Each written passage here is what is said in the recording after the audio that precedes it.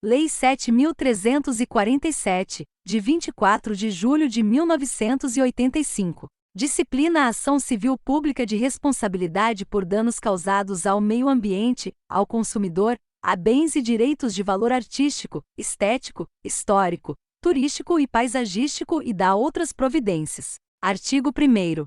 Regem-se pelas disposições desta lei, sem prejuízo da ação popular, as ações de responsabilidade por danos morais e patrimoniais causados. 1º, ao meio ambiente. 2º, ao consumidor. 3º, a bens e direitos de valor artístico, estético, histórico, turístico e paisagístico. 4º, a qualquer outro interesse difuso ou coletivo. 5º, por infração da ordem econômica. 6º, a ordem urbanística. 7º, a honra e a dignidade de grupos raciais, étnicos ou religiosos. 8º, ao patrimônio público e social. Parágrafo único. Não será cabível ação civil pública para veicular pretensões que envolvam tributos, contribuições previdenciárias, o Fundo de Garantia do Tempo de Serviço, FGTS ou outros fundos de natureza institucional, cujos beneficiários podem ser individualmente determinados. Artigo 2º. As ações previstas nesta lei serão propostas no foro do local onde ocorrer o dano, cujo juízo terá competência funcional para processar e julgar a causa. Parágrafo único. A propositura da ação prevenirá a jurisdição do juízo para todas as ações posteriormente intentadas que possuam a mesma causa de pedir ou o mesmo objeto. Artigo 3º. A ação civil poderá ter por objeto a condenação em dinheiro ou o cumprimento de obrigação de fazer ou não fazer. Artigo 4º. Poderá ser ajuizada ação cautelar para os fins desta lei, objetivando, inclusive, evitar dano ao patrimônio público e social, ao meio ambiente, ao consumidor, à honra e à dignidade de grupos raciais, étnicos ou religiosos, à ordem urbanística ou aos bens e direitos de valor artístico, estético, histórico, turístico e paisagístico. Artigo 5º. Tem legitimidade para propor a ação principal e a ação cautelar. 1º, o Ministério Público. 2º, a Defensoria Pública. 3º, a União, os Estados, o Distrito Federal e os municípios. 4º, a autarquia, empresa pública, fundação ou sociedade de economia mista. 5º, a associação que, concomitantemente, a. esteja constituída há pelo menos 1 ano nos termos da lei civil, b. inclua entre suas finalidades institucionais a proteção ao patrimônio público e social, ao meio ambiente, ao consumidor, à ordem econômica, à livre concorrência, aos direitos de grupos raciais, étnicos ou religiosos ou ao patrimônio artístico, estético, histórico, turístico e paisagístico. Parágrafo 1º. O Ministério Público, se não intervir no processo como parte, atuará obrigatoriamente como fiscal da lei. Parágrafo 2º. Fica facultado ao Poder Público e a outras associações legitimadas nos termos deste artigo habilitar-se como litisconsortes de qualquer das partes. Parágrafo 3º. Em caso de desistência infundada ou abandono da ação por associação legitimada, o Ministério Público ou outro legitimado assumirá a titularidade ativa. Parágrafo 4º. O requisito da pré-constituição poderá ser dispensado pelo juiz, quando haja manifesto interesse social evidenciado pela dimensão ou característica do dano, ou pela relevância do bem jurídico a ser protegido. Parágrafo 5º.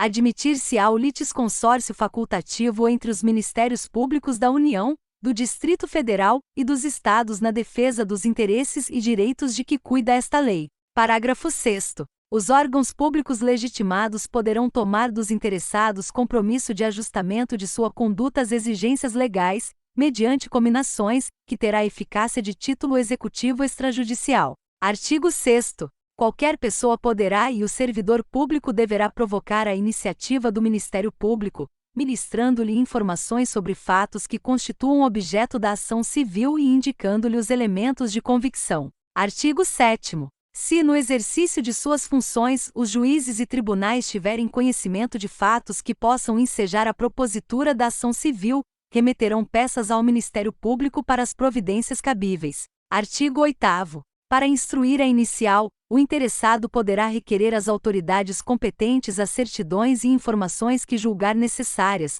a serem fornecidas no prazo de 15 dias. Parágrafo 1º. O Ministério Público poderá instaurar, sob sua presidência, inquérito civil ou requisitar, de qualquer organismo público ou particular, certidões, informações, exames ou perícias, no prazo que assinalar, o qual não poderá ser inferior a 10 dias úteis. Parágrafo 2º. Somente nos casos em que a lei impuser sigilo, poderá ser negada certidão ou informação, hipótese em que a ação poderá ser proposta desacompanhada daqueles documentos, cabendo ao juiz requisitá-los. Artigo 9º. Se o órgão do Ministério Público, esgotadas todas as diligências, se convencer da inexistência de fundamento para a propositura da ação civil, promoverá o arquivamento dos autos do inquérito civil ou das peças informativas, fazendo-o fundamentadamente. Parágrafo 1º. Os autos do inquérito civil ou das peças de informação arquivadas serão remetidos,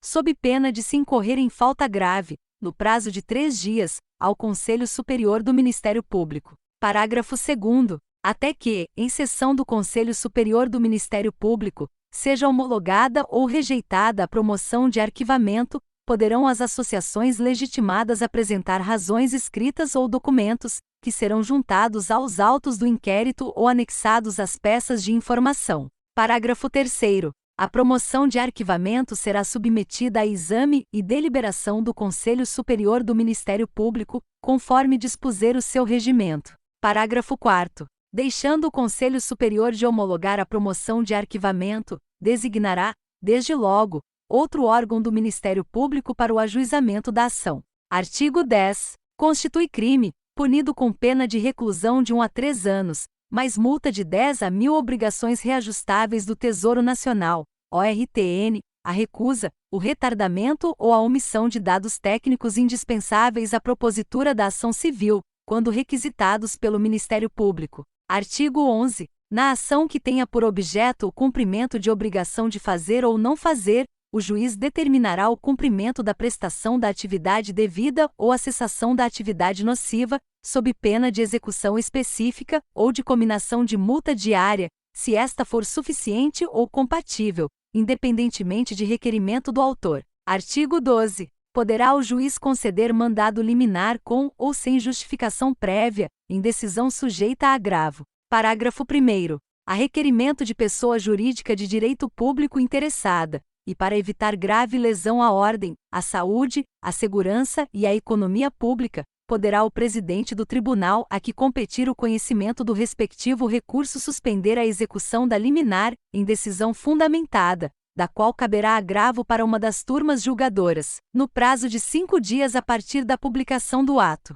Parágrafo 2º. A multa cominada liminarmente só será exigível do réu após o trânsito em julgado da decisão favorável ao autor, mas será devida desde o dia em que se houver configurado o descumprimento.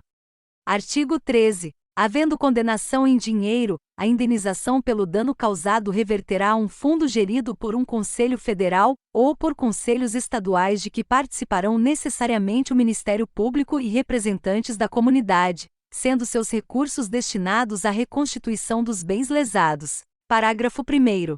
Enquanto o fundo não for regulamentado, o dinheiro ficará depositado em estabelecimento oficial de crédito, em conta com correção monetária. Parágrafo 2º.